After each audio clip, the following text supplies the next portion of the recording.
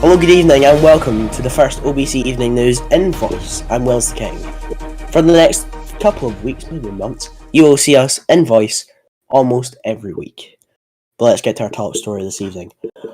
US military officials say a US drone strike in the Afghan capital of Kabul has presented another deadly suicide attack at the airport. US Central Command has said the strike targeted a vehicle carrying at least one person associated with the Afghan branch of the Islamic State group. US has warned of possible further attacks as evacuations wind down. A bomb attack at Kabul airport last Thursday killed as many as 170 people, including 13 US troops. A regional affiliate of the Islamic State group ISIS-K said it was behind Thursday's bombing. Well, joining us now is OBC News contributor John of Doom. Good evening, John. Good evening, Will. So, what is the latest this evening?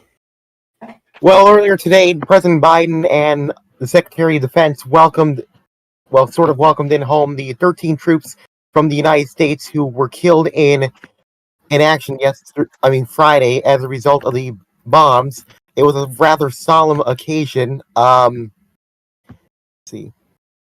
What else happened? Sorry, it's just probably should not. Sorry. Yeah, that's okay. I apologize. So the ceremony happened earlier this afternoon. Those 13 soldiers are on their way to be buried, I believe. Last night there were memorials across the United States, including one at a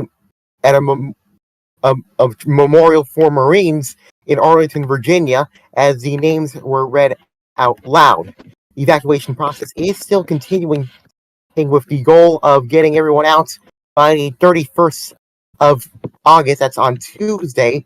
But it was warned earlier today by the United States that if I can remember this quite quickly, let me see, that if there are more attacks, they're going to what am I doing? If there's more attacks, they're going to monitor for more attacks, basically. And if something happens, they're going to go in and see what happens. They're still trying to get people out, as far as I know. But that's about it for me. Sorry if this seemed all crapped up. I did not prepare. Yeah, I did not prepare at all. That's okay. But as right now, we're still trying to get people out. I know the British got their troops out a couple days ago. I know the French just did earlier today. That's all for me. Okay, well, talking about the US, the UK, as far as I know, they've stopped putting troops into Afghanistan since yesterday afternoon, and those planes have started arriving. And also, I want to say, John, that Joe Biden, this will obviously be one of the worst parts of his presidency. Yes, they've already. Not even in his first year, and we're not even in his first year, and he's already having some controversy in regards to that. This will be the moment that will stay in Biden's presidency. However, I don't know if it's going to impact him in the polls in 24, nor in the midterms in 22. There's usual criticism. I believe one of the people did blame, I think it was Senator Mitt Romney from Utah, blamed both President Biden and former President Trump for the mess of the situation in Afghanistan earlier today on CNN's Face the Nation, State of the Union. Yeah, and some people have been wanting Joe Biden to step down because of this. Yes, mainly from a few dissident Republicans. However, again, it's probably not going to happen. Okay, Jonathan, thank you very much. The number of new COVID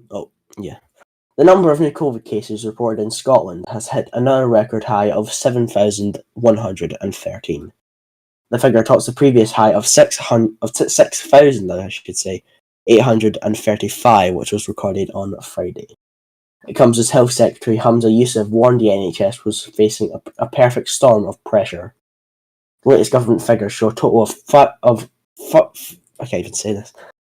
507 people are in hospital with COVID and 52 are in intensive care.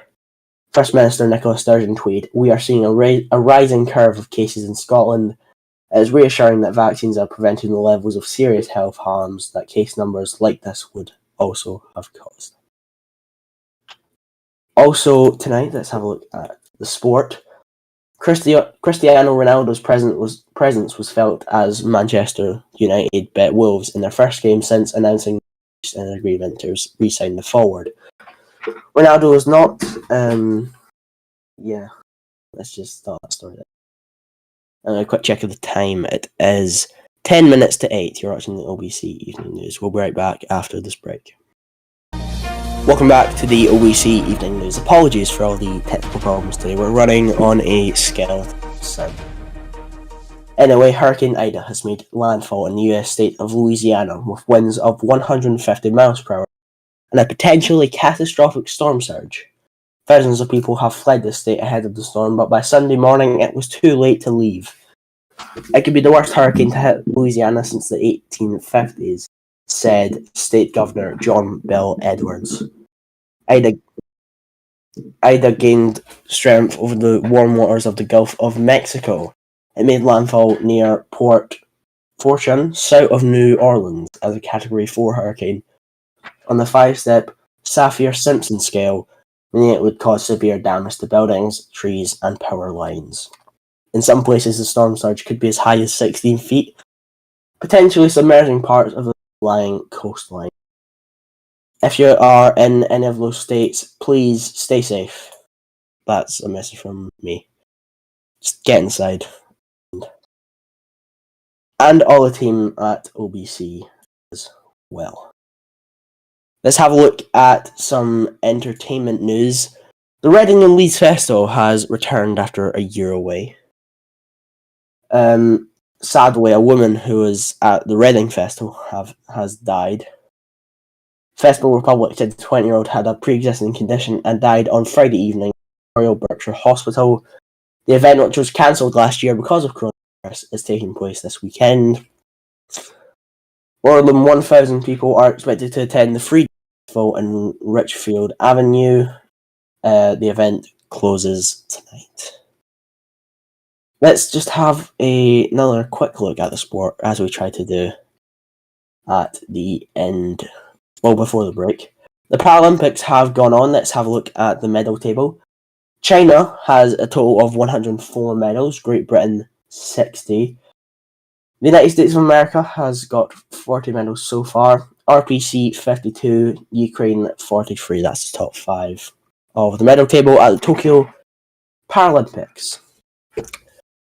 And finally, OBC News Centre is going under a little bit of a renovation.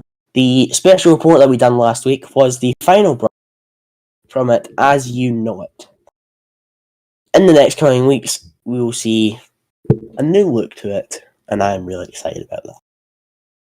And that's tonight's OBC Evening News. Apologies again for the technical difficulties, and we will hopefully get them sorted for next time. But from all of us here at OBC, good evening.